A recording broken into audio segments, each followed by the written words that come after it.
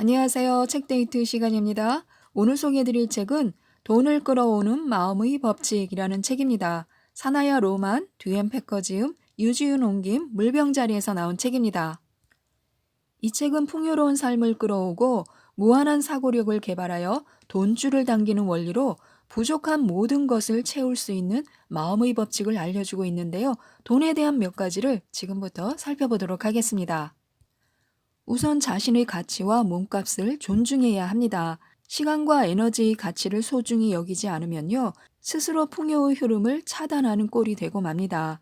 에너지는 돈이 자유롭고 조화를 이루며 쉽게 흐르기도 하지만요, 그러지 않게도 합니다. 흐름을 열 수 있는 방법은요, 얼마든지 있습니다. 자신과 타인을 존중할 때, 시간과 서비스를 두고 자긍심을 느낄 때, 돈과 풍요는 자연스레 흐를 것입니다. 여기서 필요한 게 기쁨과 감사인데요. 자성을 띤 돈은 흐르고 순환합니다. 돈이 좀 더 원활히 흐르고 순환할수록 사회는 더욱 풍요로워집니다. 돈을 끌어당길 때 우리는 돈을 창조한 것이 아니라 이미 존재하는 흐름을 이용한 거라고 봐야 옳습니다. 부를 창조한다는 것은요, 남의 것을 탈취하지 않고 흐름의 일부가 되는 것을 뜻합니다. 돈이 원활히 돌면 모두가 부유해질 수 있다는 사실을 명심하고요. 주고받기가 원활히 흐를 때 번영이 이루어집니다. 즉, 내가 쓰는 돈은 모두 사회를 부유케 하고 갑절로 되돌아옵니다. 돈을 창조하는 데는 지출도 빼놓을 수가 없는데요. 사람들은 평소에 만족스러운 상품과 서비스, 식품 등을 삽니다. 돈을 순환시킬수록 사회의 부에 기여하게 되는 건데요. 돈을 내보내는데 기분이 좋다면요, 돈을 끌어당기는 자력도 증가할 것입니다. 특히 대가를 지급할 때는요, 후한 마음으로 흔쾌히 해야 합니다. 돈을 낼 때마다 돈의 순환을 배가시키고 사회를 풍요롭게 키우고 있는 것입니다. 우주에서 우리에게 흘러 들어가는 흐름을 상상해 보는 것도 좋습니다. 각 흐름은 우리에게 금전이 유입되는 길을 열어주고 있는데요. 의심이 갈 때마다, 돈을 내는 것이 아까울 때마다, 번영을 믿지 못할 때마다 흐름 중 하나가 끊어질 것입니다. 반면에 돈의 즐거움과 사랑을 실어 보낼 때는 우주가 돈을 보내는 또 하나의 길이 열립니다. 돈을 쓸 때는요, 10배의 돈이 되돌아올 거라고 상상해야 합니다. 호주머니에서 나온 바로 그 돈이 이를 받는 기관이나 개인의 번영에 기여하고 있다는 것을 의식해야 합니다. 이처럼 내가 벌고 쓰는 돈은 모두 기쁨을 안겨줍니다. 기쁨은 번영을 키우는 중요한 자질인데요. 비록 적은 돈이라도 기쁨을 주는 쪽으로 쓰는 법을 배워야 합니다. 그래야 거액이 손에 들어왔을 때도 이를 기분 좋게 쓸 수 있습니다. 사랑이나 기쁨이 없이 의무감이나 원한, 걱정, 혹은 주머니 사정이 쪼들린다는 기분으로 돈을 쓴다면요, 자신은 금전의 흐름에서 점점 멀어지게 될 것입니다. 우리가 구입하는 물건은요, 의당 누릴 자격이 있다는 메시지를 무의식에 전해줍니다. 그래서 진정 원하는 것을 사야 합니다. 값은 싸지만 마음에 들지 않는 옷을 여러 벌 사기보다는요, 몇 푼 더 얹더라도 기분 좋게 입을 수 있는 옷을 한 벌 사는 것입니다. 이는 원하는 것은 무엇이든 손에 넣을 수 있다는 사실을 무의식에 귀뜸해주는 행동인데요. 이때 무의식은 더 많은 것을 가져다 주기 위해서 움직일 것입니다. 내키지 않는 아이템을 구입하며 돈을 아끼는 데 집중하지 말고 진정한 기쁨을 줄 수 있는 것을 사라는 것입니다. 가격이 아니라 정말 좋아하는 물건을 사는 것이 중요합니다. 또한 활력과 에너지를 반영하는 대상을 주변에 두는 것도 좋습니다. 모든 것에는 에너지가 있는데요. 주변에 산재된 모든 에너지는 미묘하게 감지되므로 사랑하고 소중히 여기는 물건만 주위에 놓아두는 것이 좋습니다. 무용지물이나 망가진 것은 에너지를 교란시킬 뿐입니다. 그래서 애물단지나 부서진 물건이 있다면요, 손을 봐서 주변을 조화롭고 질서 있게 가꾸는 것이 좋습니다.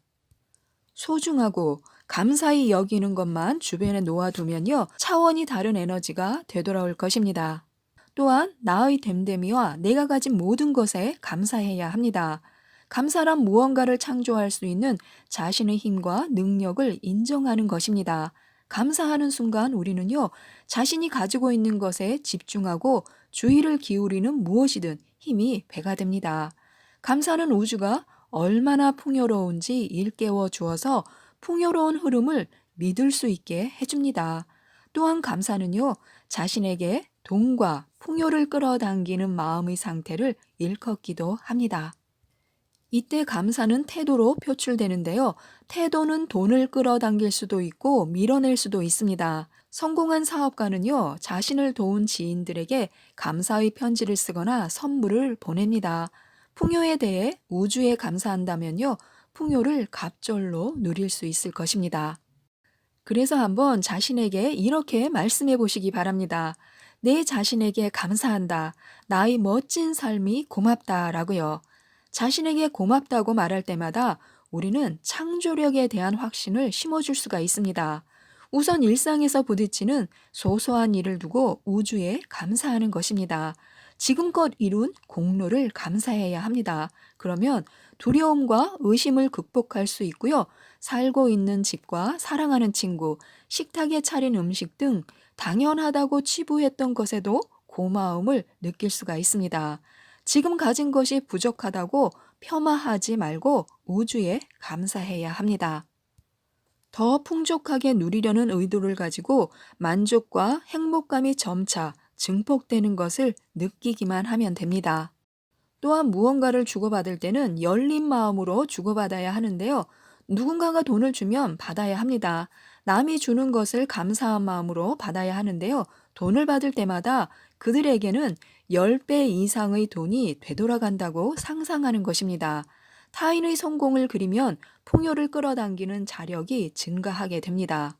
그래서 마음을 열고 감사와 은혜로 받아야 합니다. 더 많은 돈이 유입된다는 상상과 함께 기쁘고 감사한 마음으로 받는다면요, 우주가 풍요를 선사할 길을 더 많이 창조할 것입니다. 남에게 베푸는 것이 곧 내게 베푸는 것과 같은데요, 주면 받게 됩니다. 베푸는 것은 받는 것의 주요 부분입니다. 우리가 남에게 주는 방법대로 우주도 우리에게 베풀 것이기 때문에요. 타인에게 돈을 비롯한 유익을 주면 그것은 진정 자신을 위한 선물이 됩니다. 무언가를 얻으려면 먼저 주어야 한다는 것이 우주의 법칙입니다. 성취하고픈 목표가 있다면요, 목표를 위해 내가 베풀어야 할 것은 무엇인가라고 자문해 보아야 합니다. 소원을 이루려면 대가가 따르게 마련인데요.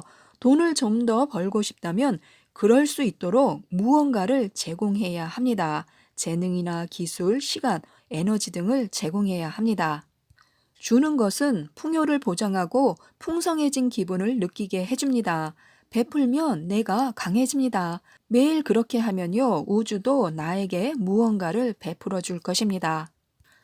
그리고 자신에게도 후하게 베풀어야 합니다. 뭔가 부족하다는 기분이 든다면요, 평소와 달리 많은 시간과 에너지를 자신에게 쏟아야 합니다. 그렇지 않으면 에너지의 고갈을 느껴서 업무에 대한 열정도 사그라질 것입니다. 또 선물은 묻지도 따지지도 말고 주어야 합니다. 미련이 있으면 풍요의 흐름을 차단해 버리기 때문인데요. 입던 옷을 남에게 주고 나서 후회하거나 내가 그냥 입을 걸 하며 푸념을 늘어놓는다면 신상품이 오는 것을 막을지도 모릅니다. 그래서 무엇을 주든 거리낌 없이 주어야 합니다. 그럴수록 돈도 쉽게 끌어당길 수 있습니다. 나의 번영이 타인을 번영케 하는데요. 돈을 두고 소신이 분명한 사람이란 갑부나 빈털터리가 아니라 돈이 적당히 있는 사람을 일컫습니다. 재산이 적당한 사람은요, 갑부의 부담을 모르며 사는데요. 돈의 노예가 되지 않기 때문입니다. 그들은 자기 개발을 위해 써야 할 에너지와 시간을 재산 증식이나 관리에 허비하지 않습니다. 재산이 너무 많으면 이를 관리하느라 정말 하고 싶은 일을 못하게 될지도 모릅니다. 반면에 돈이 없어 끼니를 걱정하며 산다면요, 성장에 투입되어야 할 에너지와 시간을 빼앗길 수도 있습니다. 생활에 더도 말고 덜도 말고 적당해야 한다는 점이 중요한데요. 형편이 넉넉지 않아서 끼니와 집세를 걱정하며 세월을 허송한다면요, 에너지와 시간은 궁극적인 사명을 감당하는 데 쓰일 수 없습니다. 필요한 돈의 액수는 사람마다 다르기 때문에요. 재산의 유무로 사람을 판단해서는 안 됩니다. 지금은 영적인 문제나 이웃을 돕는데 관심이 없어 보이지만 나중에는 인류의 풍요를 위해 돈을 모으는 사람도 있을 것입니다. 타인의 궁극적인 목표는 누구도 알 수가 없습니다. 재산의 규모보다는 인생의 목적은 얼마나 달성했고 삶은 얼마나 행복하며 경제적인 형편은 적당하며 자신은 얼마나 신뢰하는가를 잣대로 삼아 사람의 성공을 가늠해야 합니다. 타인의 성공은 곧 나의 성공으로 이어집니다. 자신이 번영하면 성공하는 사람을 주변에서 자주 만나게 되는데요. 번영의 관점으로 생각하면 자신의 파동이 변하여 번영하는 사람을 끌어당기기 때문입니다. 그래서 타인의 성공에 배 아파할 필요가 없습니다. 성공한 위인과 가깝게 지내면요, 나 자신도 성공의 파동에 편승하게 되기 때문입니다. 지인이 성공했다면요, 나 또한 성공의 파동에 둘러싸여 있으므로 그와 더불어 내 성공도 더욱 앞당겨질 것입니다. 누군가가 거액을 쥐었다는 소식을 들으면요, 진심으로 그를 축하해 주어야 합니다. 그 사람이 성공했기 때문에 나도 풍요를 확신할 수 있습니다. 우주는 풍요롭고 온전합니다. 사람들은 자신에게 최선인 것을 얻게 될 것인데요. 남에게서 뭔가를 빼앗을 수는 없습니다. 사실 내가 붙잡은 기회는 애당초 설계된 계획의 일환입니다. 제 것이 아니라면 남에게 돌아갈 것입니다. 직업이나 대출, 장학금 혹은 아파트 등을 두고 타인과 경쟁하고 있다면요. 걱정은 모두 털어버리고 자신과 타인을 위해 실현될 최선의 결과를 기대하면 됩니다. 내 소유로 점지된 것은 정말 그렇게 되리라고 믿는 것입니다. 우주는 어김없이 최선의 결과를 베풀기 위해 움직이고 있습니다. 그래서 우리들은 타인의 풍성한 번영을 생각에 담아서 그 사람에게 보내야 합니다. 돈방석에 앉게 될 미래를 얼마나 준비하느냐에 따라서 인생은 크게 달라질 것입니다. 보조를 맞출 수 있을 정도로 천천히 돈을 손에 넣는 것은 선물입니다. 더 많은 에너지의 흐름을 균형 있고 안정적으로 다루는데 차차 익숙해질 것이기 때문에요. 액수가 급증하기 전에 나 나름대로 준비할 시간이 있기 때문인데요. 거액을 취급할 역량이 미흡한 상황에서 그것이 쥐어졌다면요. 내면의 자아는 이를 털어버리게 하는 방편을 찾을 것입니다. 돌연 거부가 되거나 상속을 받은 사람이 몇 년이 채 되지 않아 가산을 탕진하는 경우가 있는데요. 이는 자신의 에너지와 금전이 서로 조화를 이루지 못한 탓에 벌어진 결과입니다. 거액을 잘 관리하는 사람은요, 직장과 거처에 지그시 자리를 잡고 은행의 자금을 예치하여 차차 부에 적응해 나갑니다. 또한 저축은요, 더 많은 돈을 끌어당기는 자석입니다. 빚이 있다 해도 수입의 일부를 저축하는 것은 매우 중요합니다. 저축은 돈이 사회에서 원활히 흐를 수 있도록 돕는 윤활유 역할을 하는데요. 저축한 돈이 돌고 돌아 부를 창조하는 데 쓰이기 때문입니다.